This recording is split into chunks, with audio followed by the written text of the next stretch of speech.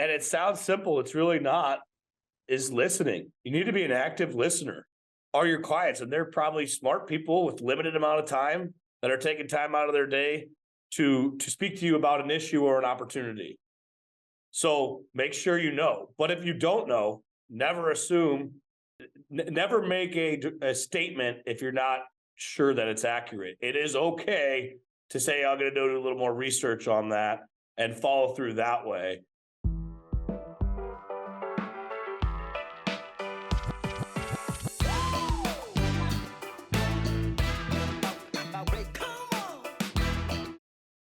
Welcome to the show. Thank you for listening. Thank you for subscribing. If you're thinking about being an attorney, we've got a good show for you. We got John Bruckner, who's a different type of an attorney. He's an estate attorney with an entrepreneurial niche. He's going to talk about how he builds structure, communication, and protection for business.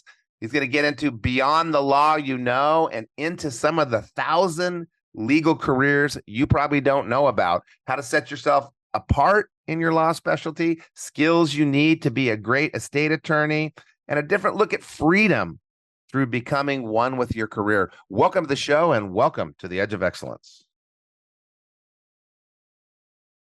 Well, John, I really appreciate you taking time from shooting birds and golfing and whatever else you lawyers do that you're billing me for to come on the show today and share your wisdom with the audience of the Edge of Excellence. Thank you for the opportunity, Matt. Happy to be here. All right, John. We have you on today, which you already know. We're going to talk law. And we're going to go well beyond the courtroom. And we're going to go well beyond corporate law because everybody already knows about that. John is an estate attorney, which you may have heard of before, but John is a different type of state attorney. So if you're into entrepreneurship, you're into business, that's what John brought into being an estate attorney. He's got a special niche where he focuses on entrepreneurship, protecting entrepreneurial enterprises. He facilitates the development of strategies to retain talent, mitigate risk, and achieve long-term sustainable growth. He lives in Omaha, Nebraska, which is a beautiful place, with his wife and their daughter and a couple dogs. And he, as I mentioned before, loves golf and loves hunting. If you want to find John, you can find him at the McFarland Group. And shout out to Byron McFarland, who introduced me to John. The McFarland Group's great for business. I know most of my friends are clients of the McFarland Group, but also a great place to work if you are looking for something unique in the law field. John, before we go way back, and before we get deep into the law and how to find specialties that match you are and all the entrepreneurial and business niches in law, I need to get your definition of excellence. What is your definition of excellence, John? My definition of excellence, it's a great question. It comes really from a myriad of things. There's the people that you look up to. For me, first and foremost, it usually starts with parents. I think a mentor is very important to have or to seek out in your careers. And then it comes from school and some of the more measurable things that will contribute to excellence overall. But to me, it's always about, it's perpetual. It's always striving for something, setting goals, and trying to exceed them, but then continuing to challenge yourself as you hit those goals. I don't think excellence is ever maybe achieved until maybe the end of your career. But if it's something you're continuing to chase, you'll certainly have some success. And they say 10,000 hours to become an expert at anything. Is an expert an excellent expert? I don't know. So there's this long-term element to it, this perpetual striving, and then you bring in the societal view and using mentors. And I don't know if I've heard that. You can look, if you want a definition of excellence, look around you and see what excellent is around you. And then you have to use that Aristotle quote, you are the sum of your 5 closest friends.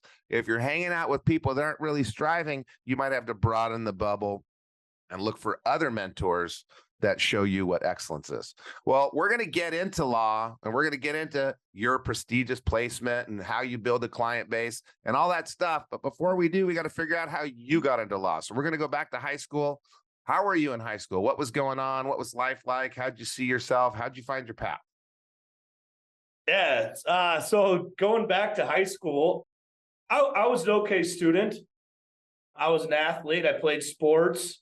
sports really helped develop my competitive drive, which I think is very important to any career, whether it's career in law or career business or career in medicine. Being competitive to me is very important to striving towards that excellence.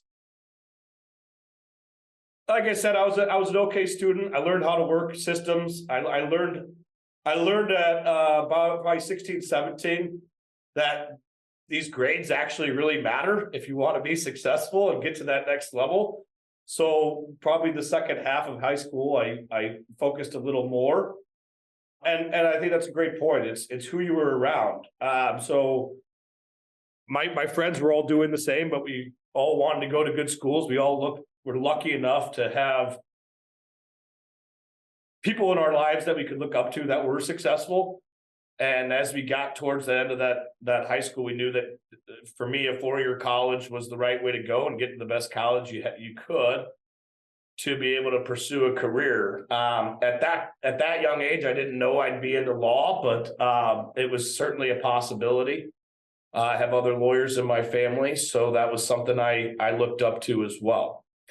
However, I ended up in a much different area of law than the litigators in my family. So, and that's the issue. And I was recording some podcasts yesterday that are solos where it's just me blabbing, and the schools just don't service the students. They don't give them exposure to what's out there. Oh, I want to be a lawyer. Okay, take pre-law, take history.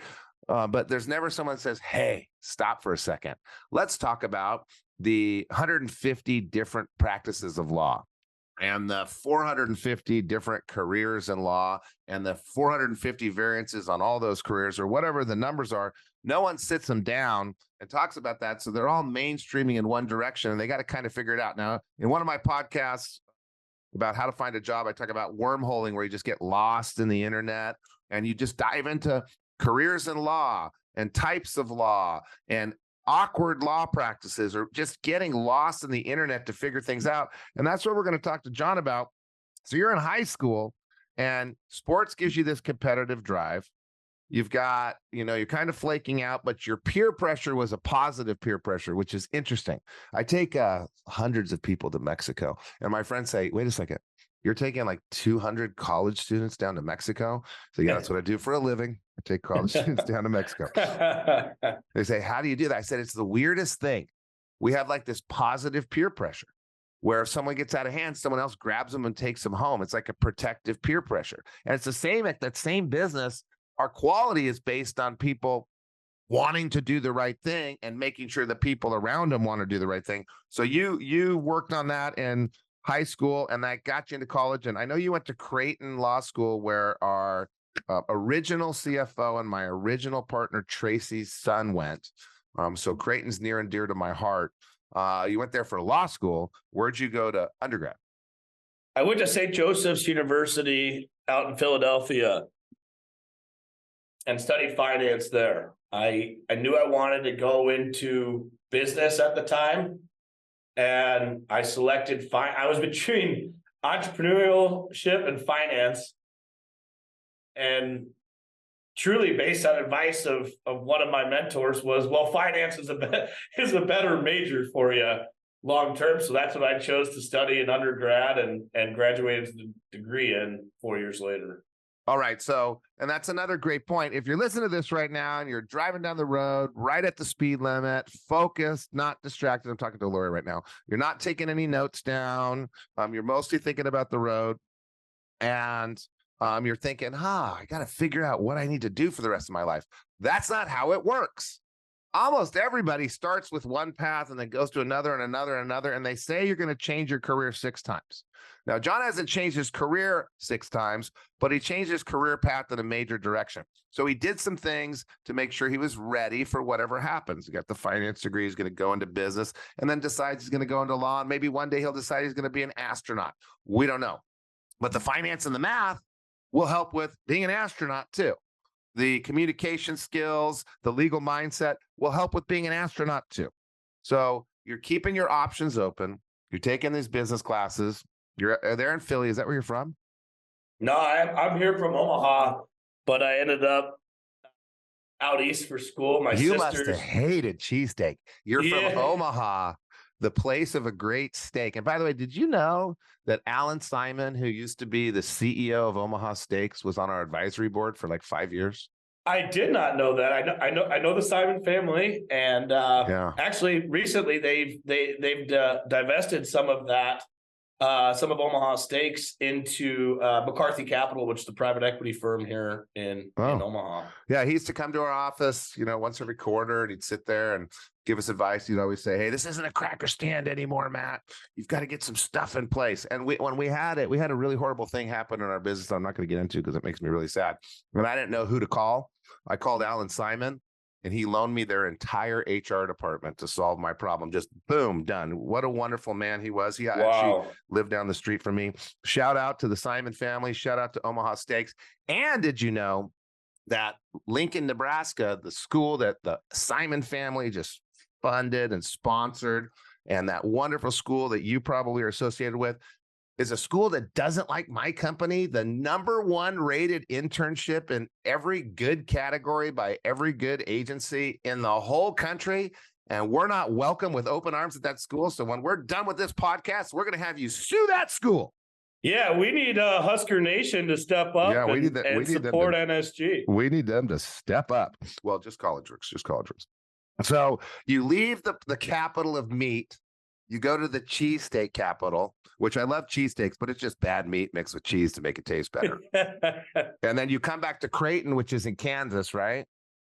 Or is it? Oh, it's in Oklahoma too, isn't it? Omaha, yeah. Oh, it's in Omaha too. So you come back to Creighton, you go to law school, and then something weird happens because law school isn't what people think it is. You're not in there being trained on all the different aspects of law. Tell us just a little bit about what law school is really like, and how do you pull out what you're going to try, what type of law you're going to practice by going through law school? Yeah, that's a great question, and I may have had a little bit of a unique perspective on this. So law school, it's not quite as intimidating as it is in the movies, but there is some of that, especially in the first semester of trial by fire, if you will, by getting called on by your professor and making sure you better be read up.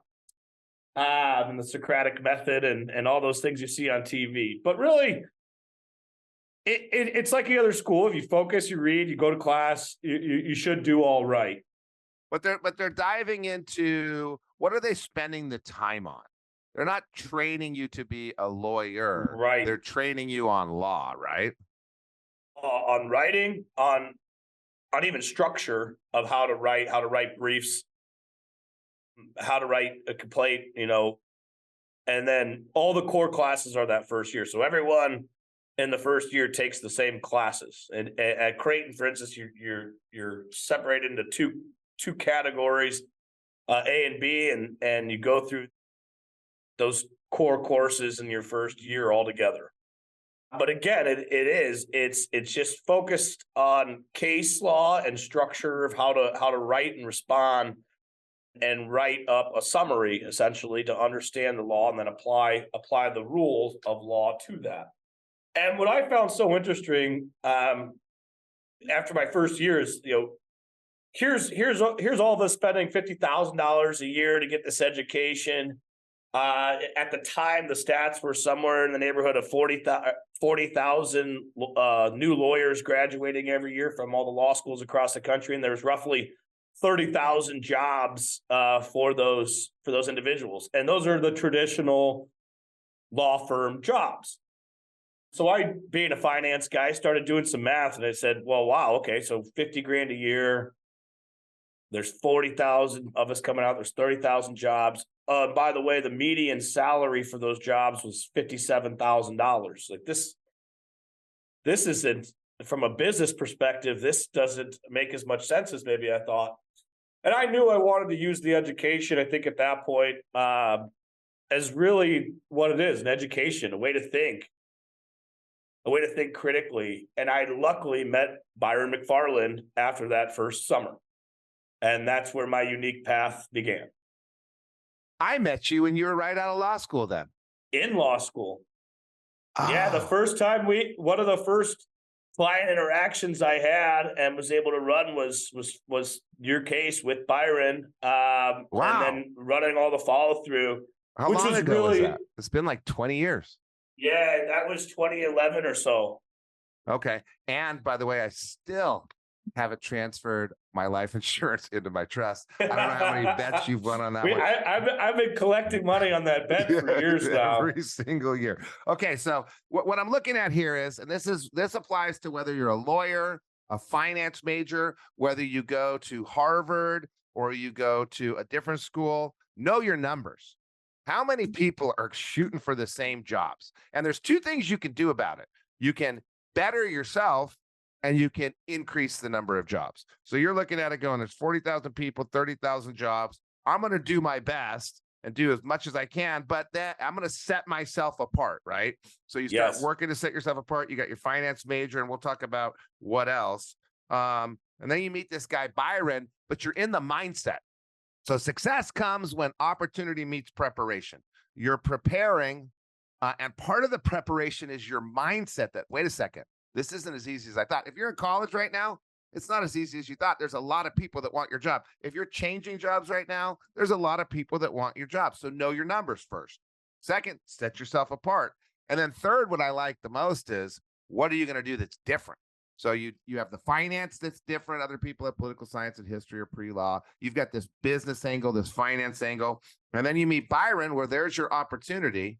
But you had the finance major, or you'd done the other things, or you knew the number, you had the mindset. So anybody listening right now, you got to know your numbers. You got to set yourself apart. You got to do something different. And then you probably have to look at different angles. You can multiply the job opportunities by 3 if you're thinking outside the box. So Byron runs into you, and you're already in this mindset. And what clicked to make you think, wait a second, this is that outside of the box perfect fit for me, because I'm a math guy, I'm a finance guy, I'm a business guy, or woman. If you're a woman, you're not, but other people listening, what made it click? How'd you know this was it? Yeah, that's another great question. So I at that time, that summer, I interviewed with a couple other financial shops here in Omaha. And most of them were telling me, hey, we love that you're in law school. Call us in 2 years, or you could quit law school and come work for us now. Neither of which seemed to meet my expectations. So I was kind of still moving down the road, met with Byron.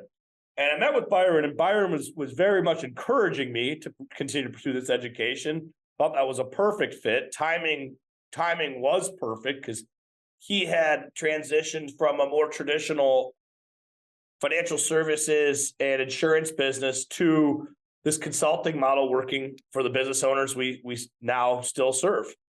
And so there was some timing there that was perfect. And then I met Byron. Byron is my mentor. He's a very dynamic businessman who sees things from a unique angle, and probably even more so has a very unique skill in interpreting that information and communicating it very effectively to our clientele.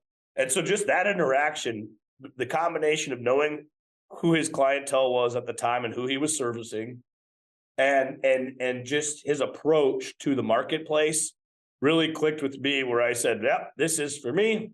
I'm going to continue down law school, because that was something he very much encouraged to do. And I worked whatever between part-time and full-time was all the way those next 2 years, and maintained going to school. So and I had a job waiting for me at the end of it. Okay. So first of all, you're back to that definition of excellence. You were always looking for these mentors, or when you found Byron, you realized, oh shit, this mentor thing's cool? Because you have them in high school. I think I was always looking for them. I was lucky enough I have great family, and I was through that family, not just family members, but people in my family's network that I looked up to, that had looked out for me. For instance, I had a landscaping business in high school, and my clients were basically my parents' friends. But through that, I learned a lot. Hey, you get your product, you do a good job, you put it into their yard. So there was mentors that I had kind of collected through those types of relationships. But this was my first very formal mentor relationship, I would say. This was the one that was like, okay, this is what you're going to pursue. So it's a group. A mentorship can be this one mentor if you're lucky and you've got those parents, or you're lucky and you've got a friend's parents, or you're lucky and you have a professor, or you're lucky and you have a boss. And there's a lot of luck to go out there and find. So you can find the luck, but you have kind of a group of them maybe, and you had Yes. your parents and your friends' parents and some people at school, and you even talk about your friends as maybe being in a mentor role at certain times, and so you're open to this. So if you know your numbers, you're setting yourself apart, you're looking for mentorship and growth, not just in school. And then you also talked about you have this goal, you're going to be a lawyer, and in your mind you probably pictured yourself, I can't think of Law and Order. You pictured yourself as one of those Law and Order people, and you're arguing the cases and the judge is thumping, and you're going to meet with the criminals. That's what people think. So you have this goal. I'm going to be one of those people. So your goal's flexible. And we have a whole goal setting podcast. The goals need to be flexible. The goals need to be adaptable, but you still need to be focused on your goal. So you had people trying to drag you out of your goal. No, why don't you just come do this finance thing, skip the law school thing? Or, hey, wait a second, don't set yourself apart. Don't do something different. Just wait like all the lemmings in the law school till the end. Then we'll interview you. So you're flexible with your goal, but you're focused on your goal. You still want to be a lawyer. You just have a different view of what a lawyer is now. And probably it ended up being much better for you, right? If you look at where you are in law, and I guess I've known you since you started. I mean, and I've introduced you to a lot of my friends, and there's some of them are pretty heavy hitters. And I wonder how many clients of the McFarland Group have been on my podcast. So you're dealing with like strong opinions, strong personalities. You got to push back, which a trial lawyer has to do. But most lawyers have to get deep into the nitty gritty details. So you've got this finance background. And what John and I do is we sit and talk on the phone about what if scenarios.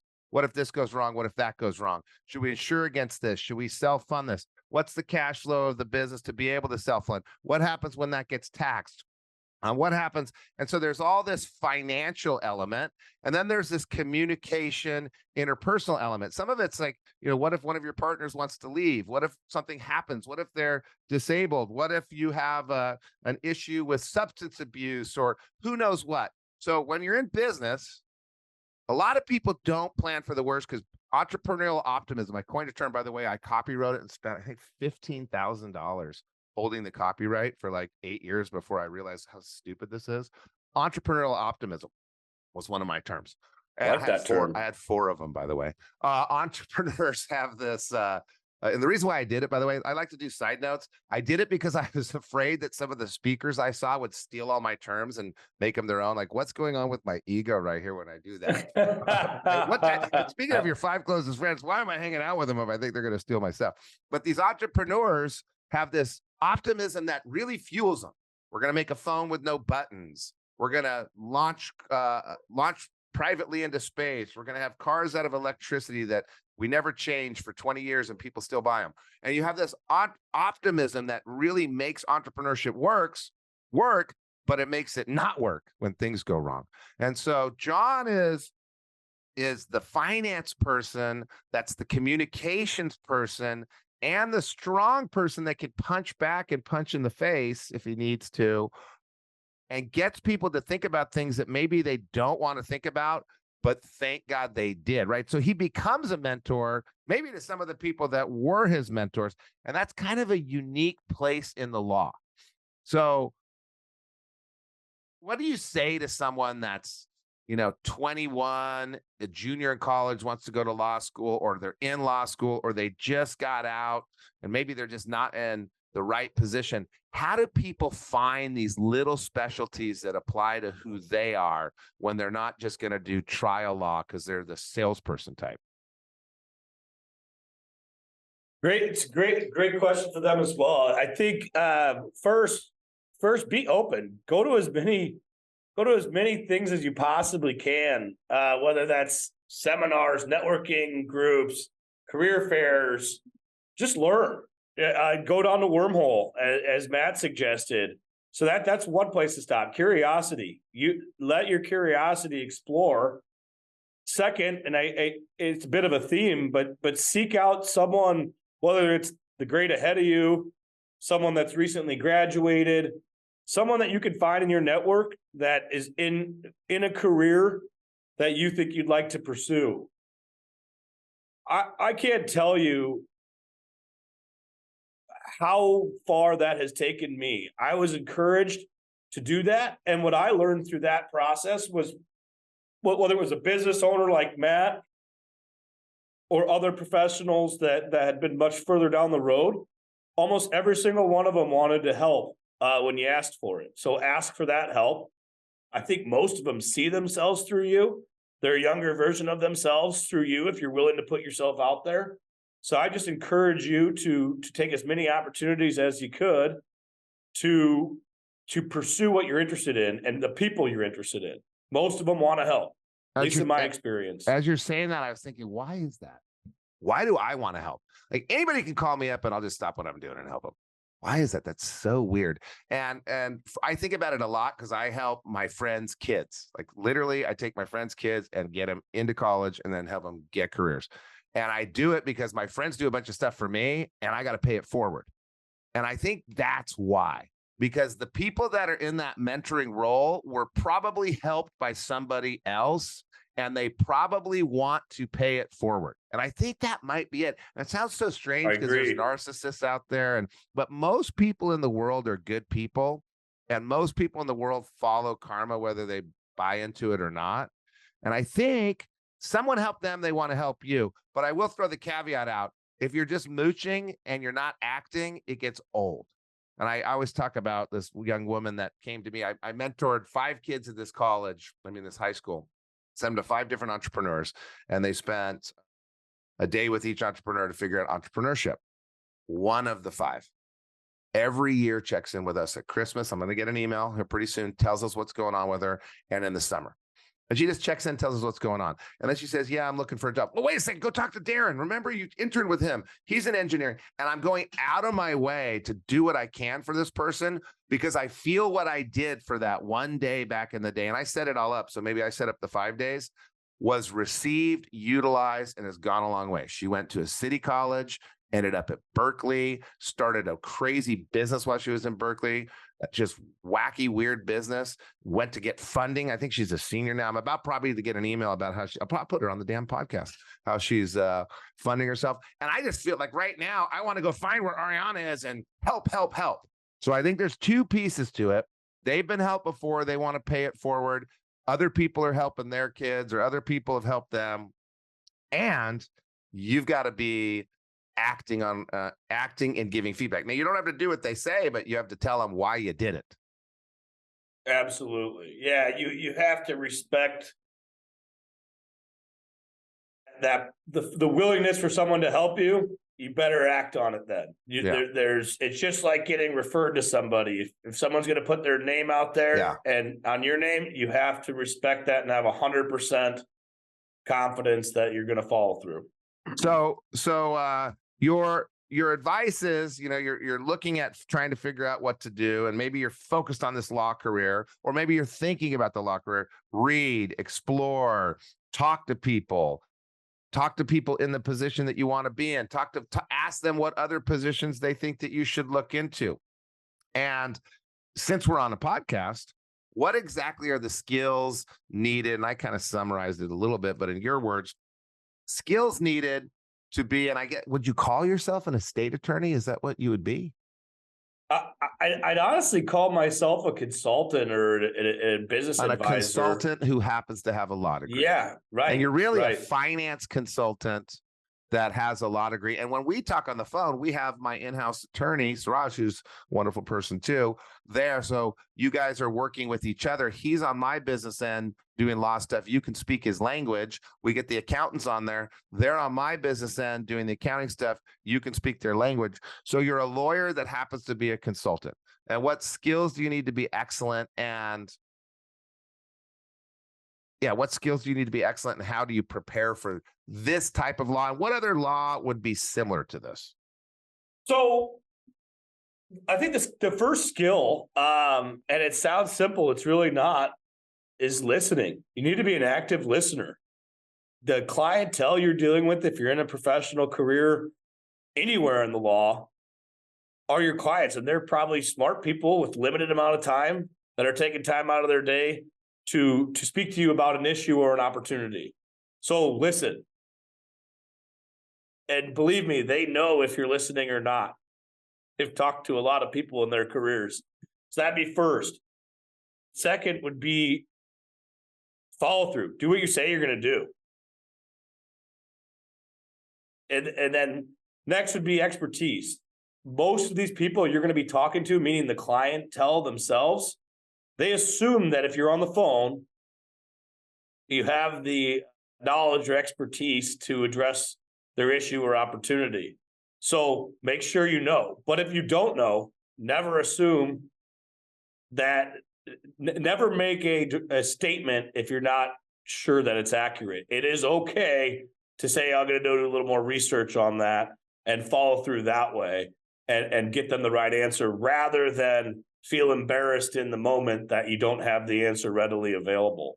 So that's a skill of discernment, really, and knowing when to speak and when to go back to the drawing board. Perseverance would probably be the next one. Know that it's not going to happen overnight. Know that it's going to take a few at bats. You're going to get bruised on a couple of those at bats, but as long as you continue to persevere, you're going to develop that expertise to ultimately go where you want to go.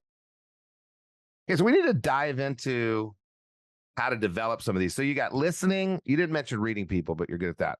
Listening, reading people, follow through, expertise, which that one we're going to talk about for a second, perseverance. So listening skills, reading people, how do you develop those? You're in your 20s. How do you work on those?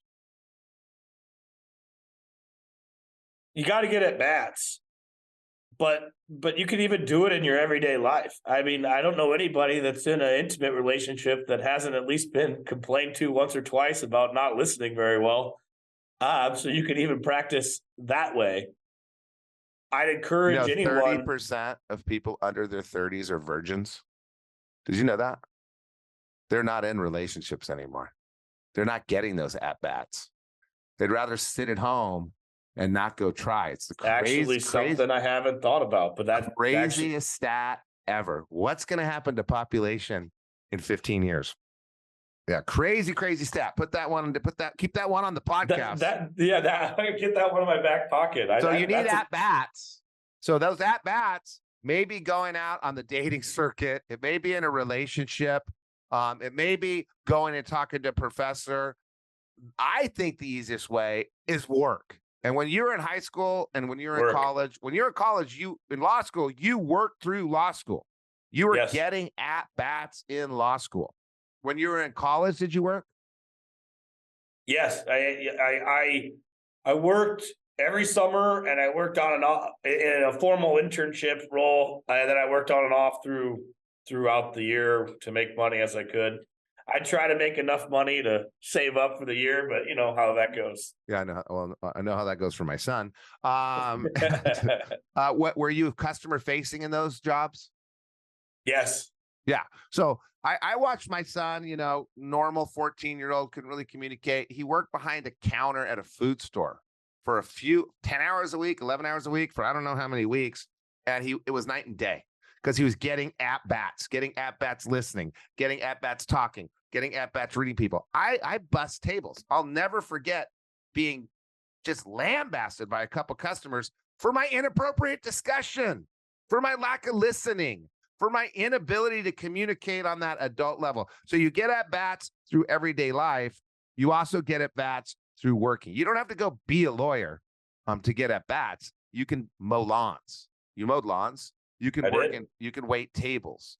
You can work in internships to get at-bats. And then you get into follow through and perseverance. Another two interesting ones. So if you're going to work on your follow through, and I'll just throw out one, it just doesn't exist in my world, non-follow through. I just can't even imagine if someone says they're going to do something, not doing it. And it happens around me, and it's just baffling to me. Like, and we'll sit and talk. Can you believe that person didn't do what they said? It just doesn't happen. And perseverance, like, I don't even know what non-perseverance is. And this guy, Sean and I, we work together. We talk about how we just go to work and then 3 days a week, we forget to eat. Just you're just going. And when You just things go. happen, you just keep going. And someone said to me, hey, you had a lot of stress with something. I said, Hassan, dude, I don't feel stress. I just turn it off almost to a point of turning it off too far. Where the other day something happened to my daughter and I was like, okay, I can't do anything about it. Whoa. I can do something about it. And I sent my wife to England to take care of my daughter because I become too numb. I'm too good at perseverance, right? So how do you develop follow through and perseverance in your 20s? You don't follow through and get fired. That happened to me a bunch of times. That taught me a few lessons. Yeah, there's those lessons that have scars that will teach you really quick. But I think even the school process and or work, both of those things go a long way. School wide, there's deadlines. We got to get ready for tests. We have mile marks to hit. So that's one way to do it. That's why one of the big reasons, in my opinion, why you're going to school. And the second is work, just as Matt suggested in the last topic, was go to work, get there, be on time, follow through, do what you say you're going to do. You'll get more and more responsibility through that process. Even in, let's say, a behind the counter job, you will get more responsibility if you're there following through, and you'll see it happen. Do the extra thing. I think that's a differentiator. You know, sometimes 5 extra minutes is the differentiator between you and the next guy. Don't clock out at 4 o'clock if that's your time. If there's 5 more minutes of stuff to do. It's the last 5%. I coach these kids on getting into college, and it's like the day before they're like, okay, you've got 1 more week to this next deadline. And there's a deadline on November 1st, and then there's another one November 15th, and another one November 30th. The 15th and the 30th, they just stop. Like, wait a second, you've been doing this for 13 years. Don't not do the last 3 hours. So it's that extra, that last 10%, finding something that they haven't told you to do. Pick up the trash when they're not telling you. Stay 5 minutes later. So you get this by organization, you mentioned, time management. That's how you learn to do the follow through, the perseverance, practice, and then we get to expertise. That's a hard one, right? Because it takes 10,000 hours. Do the math. That's 5 years working full time to become an expert. I was thinking about skiing. I consider myself probably the best skier you've ever met. I'm a mountain biker, any of my listeners have ever met. And I'm not an expert. I haven't done 10,000 hours of continuous skiing or mountain biking. I'm close, but I'm not there yet. So it's taken me, and now I'm 52 years old. My whole body's fallen apart because of skiing. And will I ever get to be excellent at it? Well, I'm pretty excellent, but am I Olympic excellent? No.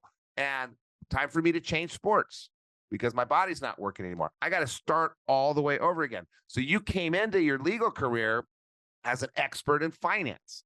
That's carried you through your whole life. So you've got the finance expertise you carry through your whole life. When I met you, and now I remember it, you were kind of behind the scenes. So you weren't an expert at dealing face to face with CEOs, and you weren't an expert at leading CEOs. That developed over the last 10,000 hours. Now you are. So you come with some expertises, and then you have to pick other things. How do you prioritize what to become an expert at on your path to legal excellence? Well, interest for one, and desire. So what do you want? What do you really want to pursue, and what are you interested in? But then from there, it's what are you good at? I think there's a difference, there's a distinction there. It's a unique ability, right? It's a unique ability is what you're good at and you want to do. Yes. And so you found early, oh, I'm pretty good at talking to this weird Matt dude. I might work on that. Hey, I'm pretty good at what would be 2 other of your expertises, would you say? Yeah, I'd say first it's relationship building and the trust that comes with that. Next, I'd say building a team. I think I have an ability to bring people in and motivate them and want them to win. That's the team atmosphere. That's the competitiveness. And lastly, would just say that the overall skill that I've developed, the expertise of knowing The finance small yeah, middle market businesses. Yep. yeah, all the little ins and outs. All right. So if you look back to your 20s, this is my favorite question. You made some sacrifices. What was a big sacrifice you made that at the time you're like, I can't believe I'm not doing this? And you look back and you're like, thank God I did that. The great question. Well, there was time. I mean, all the time you were choosing, a Saturday to go into the office over something fun, a football game, a friend's party, what have you. But it pays dividends, and that's the extra hours. To me, that the 40-hour work week is the minimum, and what you do beyond that is what gets you to a different seat in whatever organization you're working in. I definitely sacrificed even having a family early. I didn't get married until my 30s, my mid 30s, really. So there was I had the ability to be a bit selfish and focused on myself at that age, and I think for the most part, I made some mistakes in my 20s, but I made good decisions about when to prioritize work over everything else. And that was an exchange I was willing to make. And one other thing that I learned from being around the business owners we served and Byron and some other guys and gals on the team was, if you're willing to always be on, if you're willing to become your work, you get some time freedom with that because you're always on. And so I thought that was an exchange that was appealing to me because it becomes one. So at this point in my career, which is still fairly early in it, it's one, whether you're in your office or out at a social event. My identity is with the McFarland Group and my role as an advisor here for our clients. Okay, so that we got to pause on that one. So you're going the contrarian argument. And nowadays we have this identity based on fame and accomplishment instead of identity based on impact and values, which, the Instagram world has changed things. And I hope that comes back and we get to some of the community values, but people are thinking the opposite of what you're thinking. They're thinking 40 hours off. They're thinking separation. I think that way. 6 to 8 when my kids were young, you could never interrupt. But I think you're kind of saying the same thing. You're always on. You may take a call on Christmas Day. Yes. There may be some emergency. You may be on vacation. So the opposite of what, this balance that I often talk about, balance of, I need to shut down. I go to places where there is no phone. Like I'm in deep Africa or South America to get away where no one can touch me so I can turn off. You're saying, no. I'm always on, and that gives me more freedom. Because why? Well, it certainly gives you geographic freedom, if nothing else, because you can be anywhere. But you're not saying that you're on is more of a mindset.